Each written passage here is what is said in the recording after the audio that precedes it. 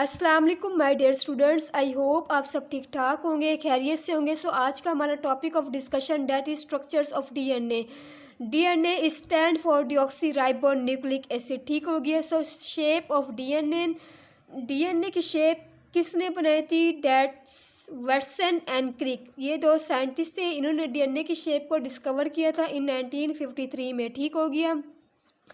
So in 1953 double stranded structure of DNA was presented by Watson and Crick. आपसे MCQs में पूछ सकते हैं कि डीएनए की शेप किस साइंटिस्ट ने डिस्कवर की थी? Watson and Crick. किस सन में की थी? 1953। DNA is a coil of life, ये ज़िंदगी की ज़रूरत है, ये आप कह सकते हैं ज़िंदगी की लामत है, इसके बगैर ज़िंदगी नहीं है। It can be seen as spiral stair का। स्पाइरल से मुराद जिगजैग लाइक स्ट्रक्चर होता है अराउंड अ साइलेंड्रिकल एक्सिस। ठीक हो गया। ये क्या होता है? ये साइलेंड्रिकल एक्सिस होता है। सो अब आपसे एमसीक्यूज में पूछ सकते हैं कि डीएनए की शेप किसने डिस्कवर की थी? वाटसन एंड क्रिक में। किस सन में? इन 1953। डीएनए बेसिकली क्या है? इसका अदर नेम आप कह सकते हैं कॉइल ऑफ लाइफ। ये जब आप इसको माइक्रोस्कोप में ऑब्जर्व करेंगे तो फिर आपको जिगजैग लाइक स्ट्रक्चर नजर आएगा। ठीक होगी। और ये क्या होता है? अराउंड अ सिलेंड्रिकल एक्सिस होता है। अब हम डीएनए के स्ट्रक्चर्स को देख लेते हैं, फिर आपको अच्छे से क्लियर होगा। ये आपके पास क्या है? डीएनए का स्ट्रक्चर है, डबल हेलिकल स्ट्रक्चर होता है, डबल स्ट्रैंडेड मॉलिक्यूल्स होते हैं। ठीक हो गया।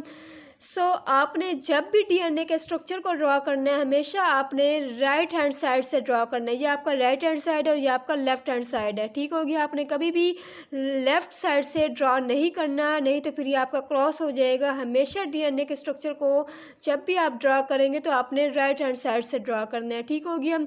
सो ये आपके अराउंड अ सिलेंड्रिकल एक्सिस है। आपने क्या करना है? फिर आपने इसके बाद मिड में लाइंस लगानी है। अब ये आपके पास दो चेन्स हैं। ठीक हो गई। ये बेसिकली एंटी पैरेलल्स होती हैं।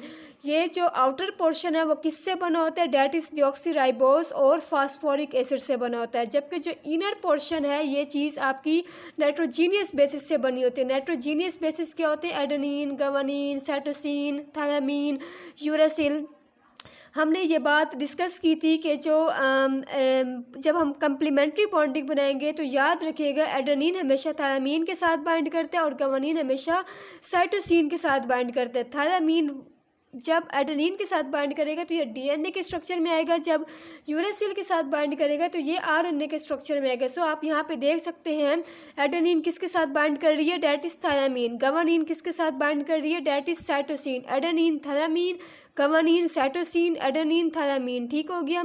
सो एडेनिन, थायमीन, इसी तरह से आप इसको ड्रॉ कर सकते हैं। ये बेसिकली क्या है? नाइट्रोजीनियस बेसिस होते हैं। ठीक हो गया।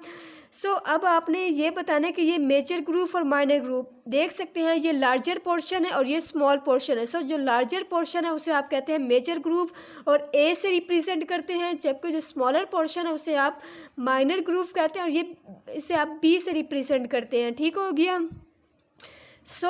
फिर उसके बाद आपने ये बताना है कि एक हेलिक्स कितने टाइम के बाद रिपीट होता है। ये एक हेलिक्स है, ये दूसरा हेलिक्स है। एक हेलिक्स कितने टाइम के बाद रिपीट हो रहा है? That is 3.4 nanometre. ये आपका एमसीक्यूज है। और ये इसकी विड्थ कितनी होती है? It means diameter. इसकी चौड़ाई कितनी होती है? इसकी चौड़ाई होती है 2 नैनोमीटर। ठीक हो गया। अब हम इसकी एक्सप्लेनेशन को देख लेते हैं। The bases are on the inside of the helix. आप देख सकते हैं ये हेलिकल स्ट्रक्चर होता है। हेलिक्स के इनसाइड में क्या चीज़ है? बेसिस है, nitrogenous basis. And the deoxyribose and phosphate on the outside. Outside आपके पास क्या चीज़ है? डीऑक्सीराइबोस और फास्फोरिक एसिड। उसके बाद है the helix of DNA is of right handed type. आपने क्या करना है? जब भी आपने डीएनए के स्ट्रक्चर को ड्रॉ करना है आपने राइट हैंड साइड से इसको ड्रॉ करना है। ठीक हो गया। Double helix of DNA A and B represent major and minor group. जो डबल हेलिकल स्ट्रक्चर होता है, जो लार्जर पोर्शन है ये आपका मेजर ग्रुप है, जो स्मॉलर पोर्शन है वो आपका माइनर ग्रुप है। इसे आप बी से रिप्रेजेंट करते हैं और इसे आप ए से रिप्रेजेंट करते हैं। ठीक हो गया। ये आपको क्लियर हो गई होगी। उसके बाद है in DNA there are 2 anti parallels. मैंने वही बात डिस्कस की है कि ये एंटी पैरेलल्स होते हैं। Long molecules each made up of a very long polydeoxyribonucleotide chain. ठीक हो गया। Which are bond on each other. ये एक दूसरे के साथ जुड़ी हुई होती है, लिपटी हुई होती हैं। These 2 chains, 2 chains are joint होते हैं टू ईच अदर, एक दूसरे के साथ throughout the whole length of the molecules through their nitrogenous bases. Nitrogenous bases के साथ ये ज्वाइंट होती हैं। इन दिस ज्वाइनिंग, जब आप इसकी ज्वाइनिंग करते हैं together, a purine only joint with pyrimidine. Purines किसके साथ बाइंड करती है? पिरिमिडीन के साथ ज्वाइन होती है। ठीक हो गया। ऐसा नहीं होगा कि प्यूरीन्स प्यूरीन के साथ और पिरिमिडीन पिरिमिडीन के साथ, फिर ये कभी भी बॉन्ड नहीं बनेगा। सो बॉन्ड कब ज्वाइनिंग होगी? जब आप प्यूरीन्स को पिरिमिडीन के साथ ज्वाइन करेंगे। ठीक हो गया। The helical structure repeats at intervals of 3.4 nanometre. एक हेलिक्स कितने टाइम के बाद रिपीट होता है? वो है 3.4 nanometre. And there are 10 base pairs in each completed helix. ठीक हो गया। जो आपने हेलिकल स्ट्रक्चर बनाया है, आपने उसमें नाइट्रोजीनियस बेसिस को ऐड किया है। बस कम से कम बेसिस कितने होने चाहिए? 10 बेस पेयर होने चाहिए। The helix is 2 nanometre in diameter. Helix का जो डायमीटर होता है वो कितना होना चाहिए? 2 नैनोमीटर। सो ये आपसे MCQs में पूछ सकते हैं। ये आपसे MCQs में पूछेंगे कि जो हेलिकल स्ट्रक्चर होता है ये कितने टाइम्स के बाद रिपीट होता है? 3.4 नैनोमीटर। डायमीटर कितना होता है हेलिक्स का? 2 नैनोमीटर होता है। ये बेसिकली एंटी पैरेलल्स होते हैं। ठीक है। ये किसके साथ ज्वाइन करती है? प्यूरीन ज्वाइन करती है पिरिमिडीन के साथ ज्वाइन करती है। फिर उसके बाद जो है DNA की शेप किस साइंटिस्ट ने डिस्कवर की थी? वाटसन एंड क्रिक ने। किस सन में? इन 1953 में।